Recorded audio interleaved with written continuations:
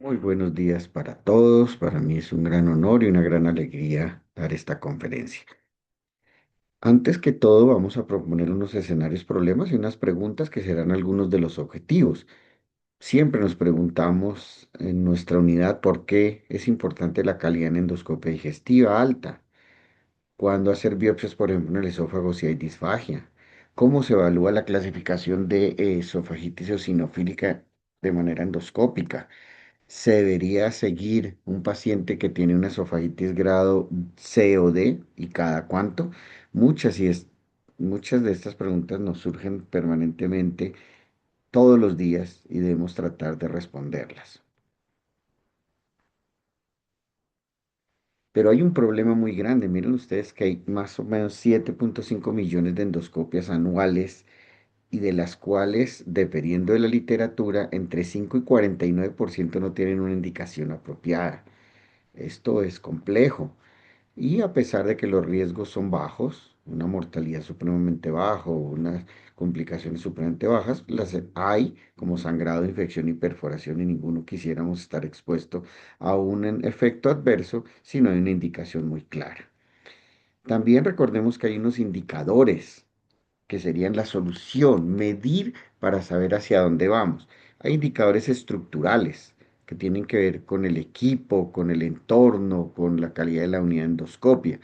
Hay otros de resultados, el impacto directo sobre el paciente en el otro extremo, si se radicó o no el Helicobacter pylori. Y están los principales, que son los de proceso, que son los que básicamente me dirigiré en el día de hoy. Son el desempeño durante la atención clínica. Y es por eso que en los próximos minutos hablaré, tratando de imitar esta unidad tan importante que existe, sobre indicadores de calidad para endoscopia digestiva alta. Las herramientas utilizadas, PubMed, RIMA, ACG, Open Evidence, Inteligencia Artificial Notebook, Gamma, Gemini, guías de las sociedades científicas, mire las guías de la ASGE, la ESGE, de la AGA y de la ACG. Y recordemos que hay otros indicadores ya para el proceso que son preprocedimiento, intraprocedimiento y postprocedimiento.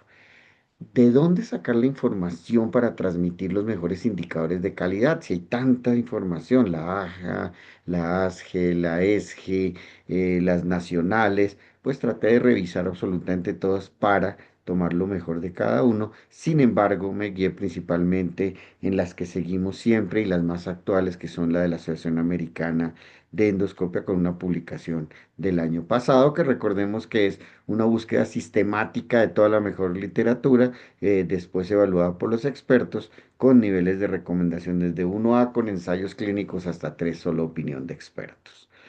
Entonces lo dividí en indicadores preprocedimiento, intraprocedimiento, postprocedimiento. Vayamos a los indicadores preprocedimiento antes de entrar a nuestra unidad y hacer nuestra endoscopia. Recuerden que les mostré que hasta artículos muestran 50% de malas indicaciones y esto no está bien. Tenemos que revisar nuestras indicaciones y la meta es que las indicaciones estén muy bien dadas por encima del 95%.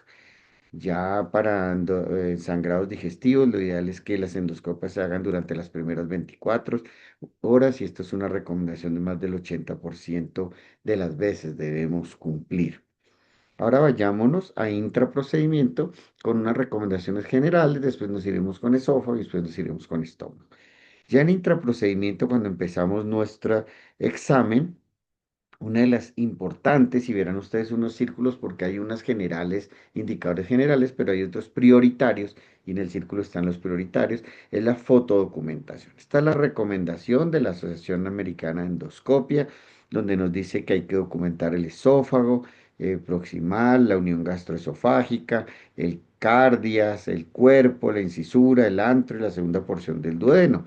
Hay estudios ya que nos han mostrado que estas son las recomendaciones de la fotodocumentación. Aquí vemos las mismas fotos, las mismas recomendaciones, pero también hay otras que no están en las guías, pero que también han sido evaluadas. Esta es la que nosotros utilizamos, que es la enseñanza del doctor Fabián Emura, donde encontramos 28 eh, sitios donde debemos tomar las fotos y que deberían ser el informe según la sugerencia de él.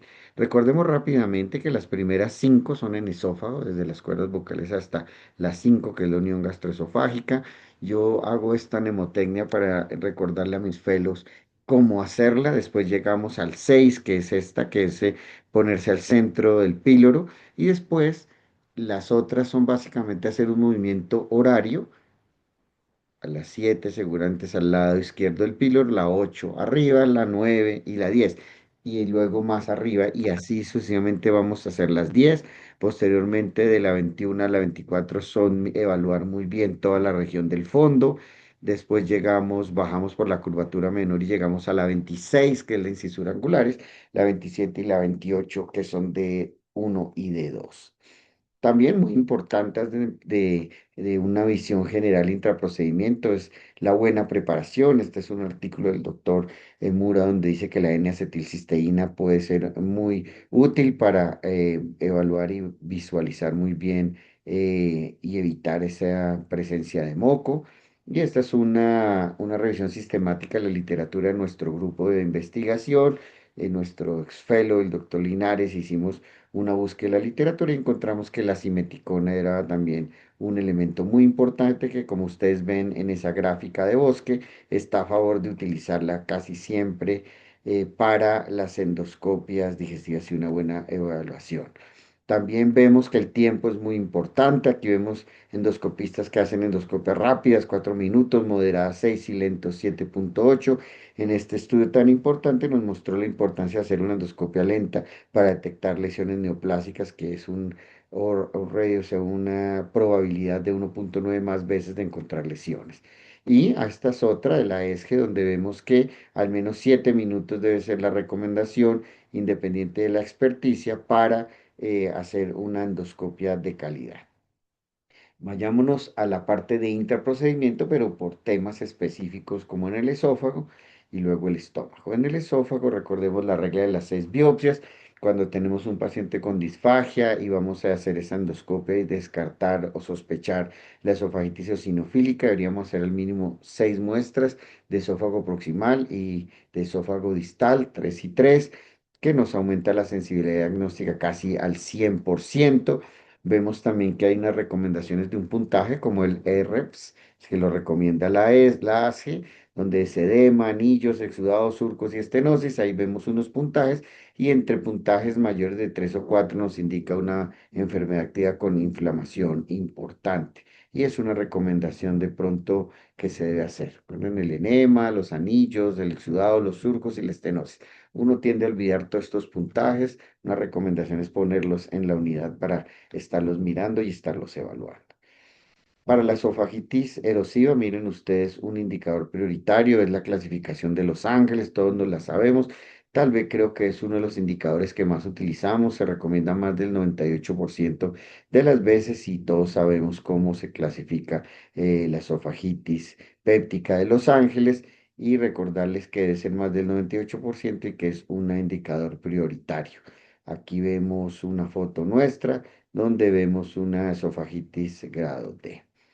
También en el esófago de Barrett se sugiere que se hagan muy bien las fotos de las marcaciones, más del 95% de las veces, el usar la recomendación del centímetro cuando se ve una imagen con aspecto de Barrett debe ser mayor de 1 centímetro desde la línea Z, porque muchas veces se meten pacientes con líneas Z irregulares como esófago de Barrett y no es una buena recomendación porque no va a haber riesgo de cáncer en esos pacientes o muy bajo, y se deben utilizar los criterios de Praga, que ya también es una de las medidas que se recomienda más del 95% y que casi todos lo hacemos. Ya les dije de la evaluación de la regla del centímetro.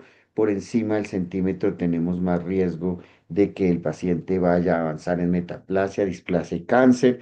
Y por líneas Z irregulares o menos de 1 centímetro la probabilidad es baja y no se recomienda el seguimiento. Se sugiere que se utilicen endoscopios de luz blanca de alta definición en más del 90% de las veces y si usted cuenta, ojalá con cromoendoscopia virtual o con colorante, pues también le va a mejorar la visualización. Aquí vemos el indicador prioritario que se ha vuelto los criterios de Praga. básicamente medir la distancia entre la unión gastroesofágica y el círculo donde va el cambio de tejido de Barrett y la parte máxima hasta donde va el tejido, lo cual nos da C, la distancia de la circunferencia de la unión gastroesofágica hasta el círculo y M hasta el punto máximo que generalmente es una lengüeta, que aquí vemos muy bien, la unión gastroesofágica hasta donde va el esófago de Barrett circunferencial sería C2 y el máximo sitio de la lengüeta, que sería 5 centímetros, es C2M5. Aquí entonces ya les dije que utilizar endoscopios de alta calidad, más del 90%. Se recomienda el uso de ácido acético que aumenta la detección de displasia en 34 y 35%. No muchos lo hacemos y no lo tenemos como protocolo y debemos de verdad que mejorarlo en nuestras unidades. Los protocolos de Seattle que se recomiendan biopsias en 4 cuadrantes cada 2 centímetros y lo ideal es que se haga más del 90% y si hay lesiones visibles por separado. Una de las recomendaciones importantes que creo que va a ir cambiando con los nuevos equipos es que se debe hacer más que 4 cuadrantes cada 2 centímetros, es analizar muy bien con el diagnóstico óptico para tomar biopsias mucho más probables de diagnóstico. Ya en estómago se sugiere la clasificación del esófago, la clasificación de Forrest, que todos la utilizamos en general, es de las primeras cosas que aprendemos. Forrest 1, 2 y 3 dependiendo del sangrado, la actividad y la lesión. También se sugiere que haya un tratamiento hemostático y se sugiere que haya dos modalidades. En general utilizamos las inyecciones y los clips. Documentar la hemostasia con alguna foto. Y en cuanto a úlceras, siempre se sugiere las biopsias en las zonas activas en los pliegues para excluir malignidad. Es otra cosa que hacemos con frecuencia, pero no olvidarla y recordemos el ciclo de Murakami, que básicamente se tapa la úlcera por una epitelización y el cáncer puede quedar debajo y no verlo, si desaprovechamos ese momento de hacer la biopsia. Los pólipos gástricos, que es otro tema que debemos evaluar diariamente, se sugiere cuando es la primera vez que se hace una endoscopia, cuando son más de 10 milímetros de tamaño, hacer una resección para estudios. Sabemos que hay pólipos fúngicos, hiperplásicos o adenomatosos y también de tumores neuroendocrinos. En enfermedad celíaca, ustedes es mucho lo que nos tienen que enseñar. Se sugiere más de 4 muestras duodenales que incluya también el duodeno proximal y distal. Ya en cuanto a las condiciones premalignas gástricas, se sugiere el protocolo de Sydney con tomar biopsias de antro y de cuerpo separadas, dos de antro, dos de cuerpo, en curvatura mayor menor a 8 centímetros de la línea Z y en antro curvatura menor y mayor. Y hoy en día también muy dirigidas, ojalá con equipos de alta definición y con cromoendoscopia virtual que nos ha cambiado muchísimo todo. El protocolo de Sydney, aquí vemos cómo debe ser empleado, dos de antro, dos de cuerpo y preferiblemente, y nosotros lo hacemos también, el quinto, que siempre ha habido discusión, en incisura, ya que hemos visto en nuestros protocolos locales cómo vemos que el mayor cambio de atrofia y metaplasia se encuentran en antro y en incisura. Ya procedimiento en esófago y en estómago, una de las preguntas que hacía al comienzo, si se sugiere repetir la endoscopia a las 8 semanas después de dar un tratamiento extenso y adecuado para la esofagitis grado C y D. La supresión ácida cuando hay estenosis péptica es muy importante hacer el seguimiento, sobre todo para mirar si quedó esófago de Barrett o hay alguna lesión premaligna que debamos biopsiar y vigilar y la vigilancia del esófago de Barrett cuando no hay displasia. A los 3 años es la recomendación de hacer esta vigilancia. Ya también documentar siempre, de cualquier manera, el tener el Helicobacter pylori si se hace la endoscopia, hacer o test de ureasa o hacer las biopsias para evaluarlo o algunas veces en casos específicos que no voy a hablar ahora, cuando es necesario el cultivo y se recomienda documentar el plan de tratamiento, dar el tratamiento y ver si el Helicobacter fue erradicado o no. Entonces, recordemos que en la metaplasia, los norteamericanos, basados en su evidencia, dan la recomendación de vigilar aquellos metaplasias que tienen alto riesgo, o sea, primer grado familiar con cáncer, o cuando hay metaplasia extensa, o cuando hay metaplasia incompleta. De lo contrario, pues no se sugiere vigilancia. Miren aquí que son 29 indicadores que hemos hablado en tres periodos: preprocedimiento 2, intraprocedimiento 19, postprocedimiento 8, y son 10 indicadores prioritarios que no debemos olvidar y empezar por ellos.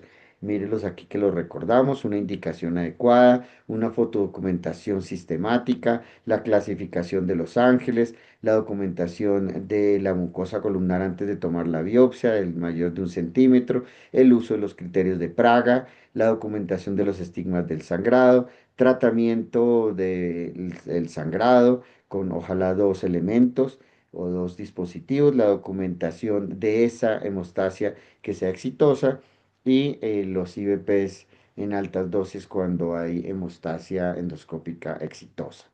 En conclusión, mire que son 29, debemos empezar con los prioritarios y no son estándares de atención. La implementación sistemática de estos indicadores maximiza la calidad de atención a nivel individual, de práctica y del campo de la endoscopia. Recordemos que errar es humano, pero por eso mismo tenemos que tratar de medir qué es lo que estamos haciendo bien, qué debemos mejorar, y es urgente implementar la calidad en endoscopia y seguir las guías sobre el tema. No olvidemos esta frase con la que quiero cerrar. Cuando a Miguel Ángel le preguntaron por qué se esforzaba tanto en los detalles de las figuras del techo de la Capilla Sixtina, si nadie los vería, dijo: incluso en zonas donde no eran visibles desde el suelo, él respondió: a los ojos de Dios también se ven. Muchas gracias por su atención.